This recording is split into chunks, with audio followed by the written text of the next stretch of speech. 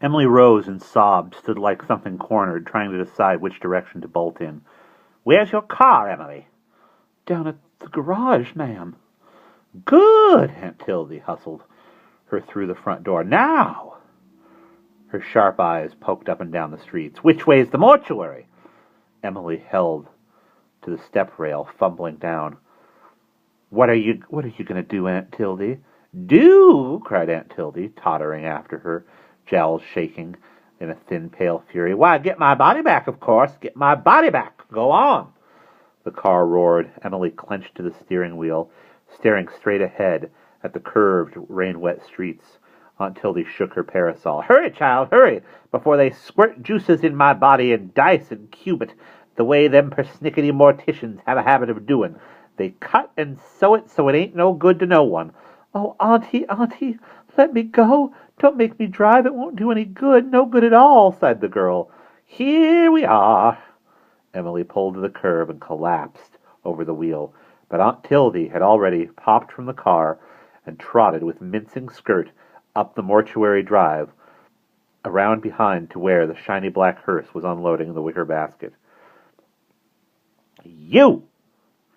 She directed her attack at one of the four men with the wicker. "Put that down!" The four men looked up. One said, "Step aside, lady, we're doing our job." "That's my body tucked in there." She brandished the parasol. "That I wouldn't know anything about," said a second man. "Please don't block traffic, ma'am. This thing is heavy." "Sir," she cried, wounded, "I'll have you know I weigh only 110 pounds. He looked at her casually. "I'm not interested in your heft, lady. I'm due home for supper. My wife will kill me if I'm late." The four of them moved on, Aunt Tildy in pursuit, down a hall into a preparations room. A white-smocked man awaited the Wicker's arrival with a rather pleasant smile on his long, eager-looking face. Aunt Tildy didn't care for the avidity of that face or the entire personality of the man. The basket was deposited. The four men wandered off. The man in the white smock glanced at Auntie and said, "Madam, this is no fit place for a gentlewoman." "Well," she said, gratified, "glad you feel that way. It's exactly what I tried to tell that dark-clothed young man." The mortician paused. "What dark-clothed young man is that?" "The one that came puddling around my house, that's who." "No one of that description works for us." "No matter. If you just as you just so intelligently stated that this is no place for a lady. I don't want me here. I don't want me cooking ham for Sunday visitors. I want me cooking ham for Sunday visitors. It's near Easter. I got Emily to feed, sweaters to knit, clocks to wind." "You are quite philosophical and philanthropical, no doubt about it, ma'am. But I have to work. A body has arrived." This last he said with apparent relish and a winnowing of his knives, tubes, jars, and instruments. Tildy bristled. "You put so much as a fingerprint on that body, and I'll—" He laid her aside with like a little old moth. "George," he called out with suave gentleness, "let's go with this lady out, please."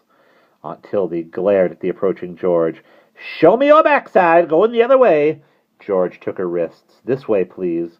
Tildy extricated herself easily. Her flesh sort of slipped.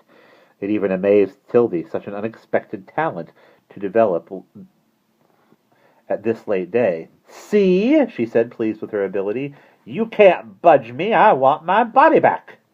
The mortician opened the wicker lid casually.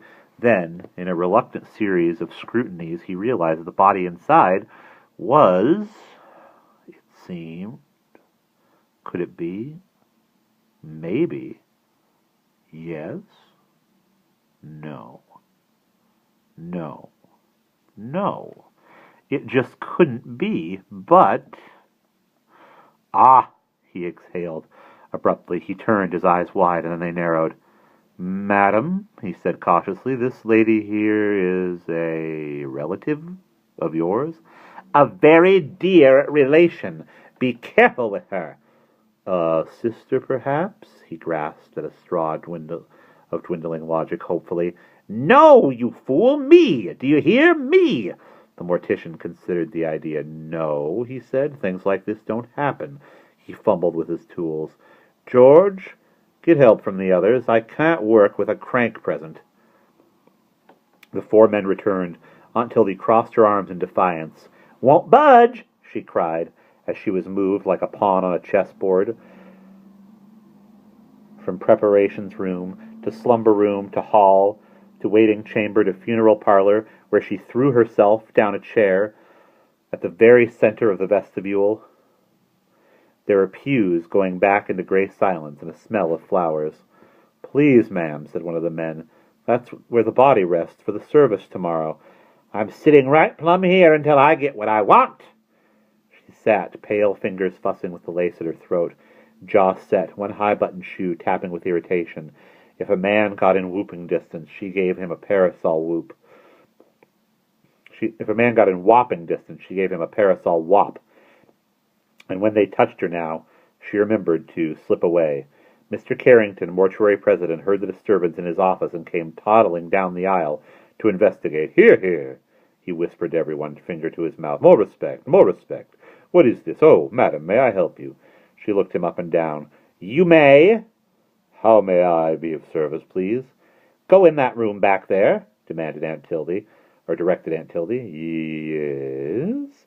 "And tell that eager young investigator to quit fiddling with my body. I'm a maiden lady. My moles, birthmarks, scars, and other bric-a-brac, including the turn of my ankle, are my own secret. I don't want him prying and probing, cutting or hurting it any way."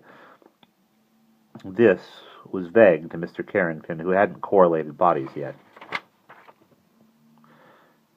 He looked at her in blank helplessness. "He's got me in there on his table, like a pigeon ready to be drawn and stuffed," she told him. Mr. Carrington hustled off to check. After 15 minutes of waiting silence and horrified arguing, comparing notes with the mortician behind closed doors, Carrington returned 3 shades whiter. Carrington dropped his glasses and picked them up. "You're making it difficult for us." "I am?" raged Aunt Tildy. "St. Vitus in the morning. Look here, Mr. Blood and Bones, or whatever you tell that." We're already draining blood from the... "What?" Yes, I assure you, yes." "So, you just go away now. There's nothing to be done." He laughed nervously. "Our mortician is also performing a brief autopsy to determine cause of death." Auntie jumped to her feet, burning. "He can't do that. Only coroners are allowed to do that." "Well, we sometimes allow a little." "March straight in and tell that cut-em-up pump all that fine New England blue blood right back into that fine-skinned body, and if he's taken anything out, for him to attach it back so it'll function proper, and then turn that body fresh as paint into my keeping, you hear?" "There's nothing I can do, nothing." "Tell you what, I'm setting here for the next 200 years, you listening? And every time any of your customers comes by, I'll spit ectoplasm right squirt into their nostrils." Carrington groped at his throat. Carrington groped at the thought among his weakening mind and emitted a groan. "You'd ruin our business. You wouldn't do that." Auntie smiled. "Wouldn't I?" Carrington ran up the dark aisle. In the distance, you could hear him dialing a phone over and over again. Half an hour later, cars roared up in front of the mortuary. 3 vice presidents of the mortuary came down the aisle with their hysterical president. "What seems to be the trouble?" Auntie told them with a few well-chosen infernalities. They held a conference, meanwhile notifying the mortician to discontinue his homework, at least until such time as an agreement was reached. The mortician walked back from his chamber and stood, smiling amiably, smoking a big black cigar. Auntie stared at the cigar. "Where'd you put the ashes?" she cried in horror. The mortician only grinned imperturbably and puffed. The conference broke up. "Madam, in fairness, you wouldn't force us out on the street to continue our services, would you?" Auntie scanned the vultures. "Oh, I wouldn't mind at all." Carrington wiped sweat from his jowls. "You can have your body back." "Ha!" shouted Auntie. Then with caution, "Intact?" "Intact." "No formaldehyde?" "No formaldehyde." "Blood in it?" "Blood." "My God, yes, blood. If only you'll take it and go." A prim nod. "Fair enough. Fix her up. It's a deal." Carrington snapped his fingers at the mortician. "Don't stand there, you mental incompetent. Fix it up. And be careful with that cigar," said the old woman. Easy, easy, said Aunt Tildy. Put the wicker on the floor where I can step in it. She didn't look at the body much. Her only comment was, natural lookin'. She let herself fall back into the wicker. A biting sensation of arctic coldness gripped her, followed by an unlikely nausea and a giddy whirling. She was 2 drops of matter fusing, like water trying to seep into concrete. Slow to do, hard, like a butterfly trying to squirm back a discarded husk of a flimsy chrysalis. The vice president watched Aunt Tildy with apprehension. Mr. Carrington wrung his fingers and tried to assist with boosting and pushing moves of his hands and arms. The mortician, frankly skeptical, watched with idle, amused eyes. Seeping into cold, long granite, seeping into a frozen and ancient statue, squeezing all the way. "Come alive, damn ye!" shouted Aunt Tildy to herself. "Raise up a bit!" The body half rose, rustling in the dry wicker. "Fold your legs, woman!" The body grabbed up, blindly groping. "See!" shouted Aunt Tildy. Light entered the webbed blind eyes. "Feel!" urged Aunt Tildy. The body felt the warmth of the room, the sudden reality of the preparations table on which to lean, panting. "Move!" The body took a creaking, slow step. "Here!" she snapped. The noises of the place came into the dull ears, the harsh, expectant breath of the mortician shaken, the whimpering Mr. Carrington, her own crackling voice. "Walk!" she said. The body walked. "Think!" she said. The old brain thought. "Speak!" she said. The body spoke, bowing to the morticians. "Much obliged, thank you." "Now," she said finally, "cry." And she began to cry, tears of utter happiness. And now, any afternoon about 4, if you want to visit Aunt Tildy, you just walk around her antique shop and rap. There's a big black funeral wreath on the door. Don't mind that. Aunt Tildy left it there. That's how her humor runs. You rap on the door, it's double barred and triple lock, and when you rap, her voice shrills out at you. Is that the man in black?" And you laugh and say, No, it's only me, Aunt Tildy." And she laughs and says, "Come on in, quick." And she whips the door open and slams it shut behind, so no man in black can ever slip in with you. Then she sets you down and pours you coffee and shows you her latest knitted sweater. She's not as fast as she used to be, and can't see as good, but she gets on. "And if you're especially good," Aunt Tildy declares, setting her coffee cup to one side, "I'll give you a little treat."